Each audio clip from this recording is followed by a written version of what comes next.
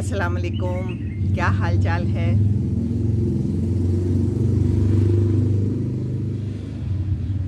बाहर बैठी मैं हूँ, शोर शराबा है, ज़िंदगी का शोर शराबा है और ये शोर शराबा ही तो ज़िंदगी है।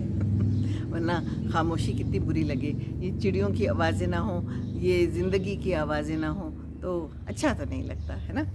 तो ज़िंदगी है, ज़िंदगी में सब कुछ होता रहता है, ज़िंदगी में ऊंच नीच भी आती रहती है, ज़िंदगी में हादसात भी होते रहते हैं, ज़िंदगी में गिर भी जाता है इंसान और फिर उठ भी जाता है ना। तो एक बड़ी प्यारी बच्ची ने मुझे ना मैसेज किया, और मैंने वो मैसेज देखा। उसने मुझे कहा कि आप मेरा मैसेज चेक करें, क्योंकि मैं सबके मैसेज से चेक नहीं करती। तो फिर मैंने चेक किया, मैंने कहा अल्लाह खैर करे, क्या हुआ है।